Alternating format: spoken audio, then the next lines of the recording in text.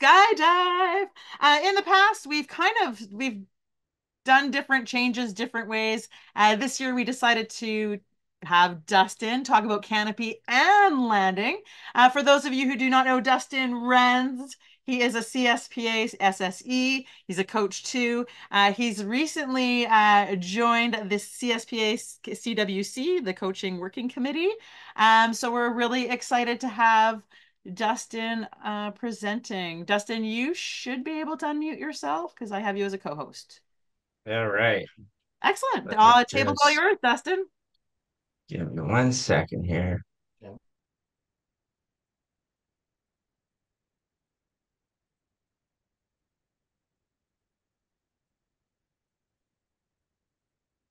All right. Can everybody see the screen? Looks good. All right. And like Allison said, I'm going to talk a little bit about Canopy and landing. So, the focus of my presentation isn't to really go over Canopy and landing, but just kind of some things to think about and some things that I've noticed over the last couple of years and trends. So arguably, Canopy is one of the more dangerous parts of the jump. Um, and I think we need to get away from the mindset that it's, just the way to end a jump, but more thinking that it's a active part of your skydive. So it requires just as much attention as any other part of the skydive. So one of the things that I get asked a lot is about downsizing. Um, there is a number of different theories on the internet and charts and like criterion. Those are recommendations. Just because you've hit the jump number that it says on the chart in the sport canopy manual doesn't mean that you should downsize. There's some other things to think about. And you need to ask yourself, can you land consistently? So what that means is safely, accurately, standing, and in all wind conditions. Those are the things you really have to look out for before you decide that it's time to start considering downsizing, in addition to the minimum jump numbers as a reference. Um, of course, anytime downsizing or looking at switching different types of canopies, it's always a good idea to talk to an instructor or coach to see what's a good fit for you and to make sure that you're progressing in a safe way. One more point I wanted to talk about real quick is underloading. Uh, some people want to be extremely safe and jump really big canopies, and sometimes this can have a negative uh, impact on your performance also. Not to pressure anybody to downsize, but if you're a really tiny person jumping a really big canopy, there could be some negative safety impacts with jumping a giant canopy as well. Um, you know, we've seen people at the drop zone who have downsized to one size smaller and it far more successful in landings and consistent patterns. So something to think about.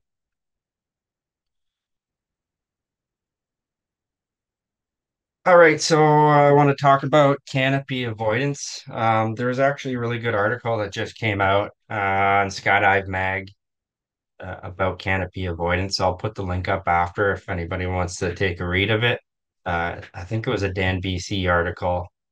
But the kind of the main points I took away from it was uh, always have a plan to avoid another canopy and be prepared to execute the plan. I always like to think of it as if you expect the worst and everything goes well, you don't have to put that plan into action. But if you're expecting everything to go perfectly all the time, and something doesn't go wrong, well, you're going to be a little less prepared.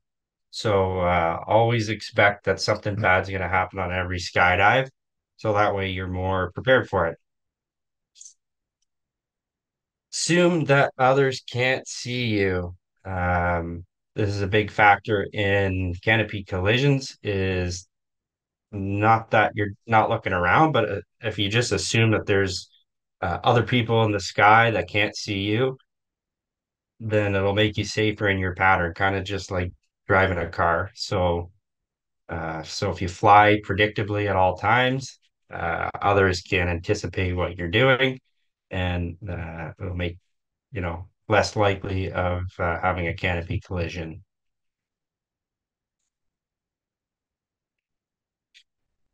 So a couple considerations while under canopy, yielding. So we always want to make sure that you're yielding to less maneuverable canopies, reserve students, tandems, that sort of thing. They always have the right of way. So accuracy is not the priority. So I see a lot of novices really trying to, land and kick the cone because they think it's cool. Let's get signed off for your next COP to get your accuracies, but there's a larger portion to that, and it's not just accuracies that need to be signed off. The performance requirement is to have a safe, standing, accurate landing, and it's not just accuracy without it being safe, right? So if you don't have the safe part of it, then it doesn't really count towards your COP, and it kind of defeats the purpose of the skill. So the priority is safety, not your accuracy for your COP application. So sport canopy skills, we go through some of the skills in like the A and B COPs, as well as, if you take a canopy course like Flight One, they we go through a number of different skills. Uh, those skills come in handy for every canopy you have. So don't just dump it after you leave a course. Continue to practice it. It's always a good idea, early in the season to get the dust off, to go through the skills with your canopy while you're just kind of getting back into things. Um, for anybody that hasn't seen it, the Sport Canopy manual is a great reference material. So my next point would be to review the theory. There's actually a new Sport Canopy endorsement manual coming out shortly, and it's really, really nice. So a habit I've got into when I'm, coaching is to have the novice look at the relevant section of the Sport Canopy manual because it will help explain things, and it also shows them that that reference material exists. Um, Another big point, look. So look before turning, spiraling, whatever. You should always be looking around you, paying attention. Make sure that the area is clear before turning into it or clear below you before spiraling. So quick review. I'm sure we've all seen this before, but the landing priorities. So the first priority is to land with a level wing. Second, into a clear area. The third is having a symmetrical flare. And the last priority is into the wind. So if you're landing into the wind, but you don't have a level wing and it's not a clear area, well, that's not going to really do you any good. So, um, like these priorities are in sequential order. So I know everybody wants to fight to land directly into the wind, but just remember that it's the last priority. Quick little thing that I came up with. I really like to explain it to newer people. Funnel. So essentially, in a landing pattern, we all come from big open sky, and we're converging into patterns that get tighter and tighter until the target.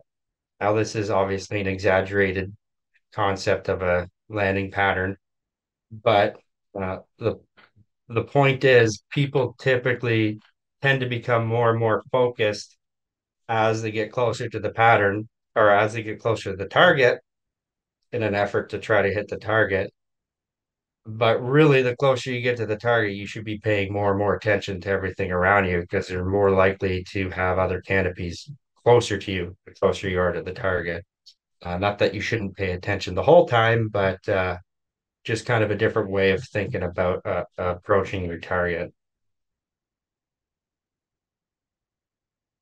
So, some considerations for landing. So follow the pattern. If your drop zone has a preset pattern, follow it. Don't get into the habit of being with the mentality that, oh, there's nobody else in the sky, or I don't think anybody else is there because there very well could be. Plus, you want to practice, good muscle memory for when there are other people in the sky, or if you're jumping at a bigger drop zone or at a boogie, whatnot. Always assume you're in the sky with other people. Prepare to PLF. So the AIM reports in the last couple of years have shown that a lot of the injuries could have potentially been avoided by doing a parachute landing fall. The way I like to teach it in my courses is that assume that every jump is going to result in a PLF, but you stand it up if you can, versus thinking the other way around that you need to stand it up, but PLF as a backup. So PLF can, help not break bones. Uh, so finishing the flare, of course, we see a lot of the newer people and even some experienced people not finishing the flare, coming in hard. It's important to finish your flare all the way down, get it as deep as you can, so that way you have a good landing. And another big point is target fixation. So if you're in a giant field, for example, and looking at the one thing in it, like I've seen a novice hit the one tiny barrel of hay that was in the middle of the giant student field at SVI. If you're focused on where you don't want to go, you'll probably go there. Um, so with that said, I'm going to show a little video. Uh, I'm sure many of us recognize it, and hopefully it plays okay. But we'll take a look.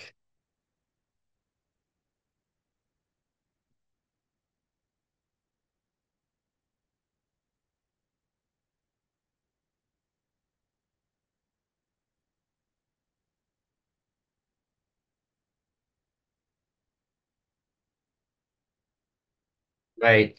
And I did get permission from the videographer to share that video with everybody. But uh, we back up a little bit.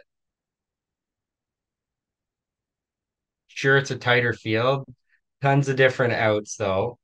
Um, you can see that as this individual approaches the field, it looks like the other person in the top right corner landed more in like a 90-degree.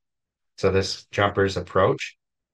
So I can only assume that this person was trying to either get into a pattern pointing to the right, or they were so focused on the trees that they ended up inside of the trees when there was several other good approaches that could have been had,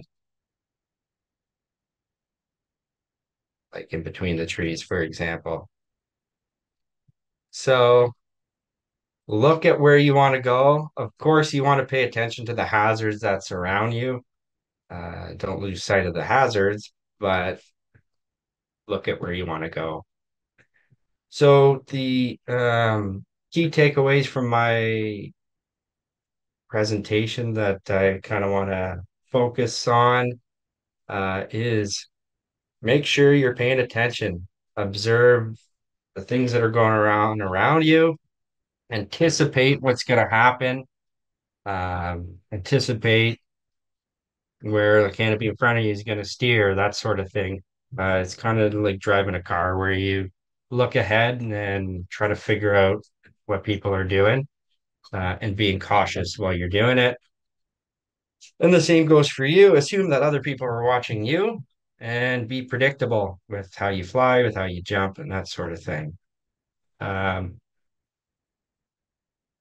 Another point I like to drill is don't develop bad Cessna habits. If you jump at a small drop zone and there's only like 4 or 6 people in the sky, people have a tendency of neglecting to pay as much attention as they otherwise would, at a big drop zone.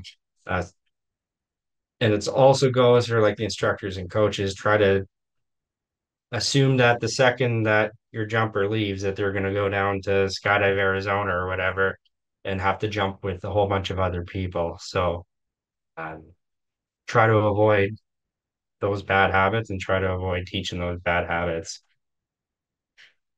Prioritize safety over accuracy. I don't think I need to talk about that too much more. But remember, your COP applications are not just accuracy. Um, and the last point, or sorry, second last point is look away, steer away, and land away. Try to avoid staring at a hazard in the middle of the field because there's a good chance you're going to hit it. And last but not least, you should receive training before attempting a new skill. There's often hazards associated with learning something new that you might not know about. So if you want to go practice a skill for one of your COPs, you should be talking to coach or instructor first, and clearing it with somebody because there might be some other hazards involved with it that you might not really even be aware of. So with that said, that is it. I'll share the link to the article. Awesome. Thank you very, very much, Dustin. I loving all these videos. I don't know if we're just gonna scare everybody. I know that I have seen some sketchy ones from people who are actually on this call too, about a canopy opening into another canopy and those fun things. And yeah, they're good, humble reminders. So, do I have anyone that has any questions for Dustin? All right. Gore keeps yelling at me because I don't have my video on, but I will be turning on my video shortly. All right. Well, Dustin, thank you so very much.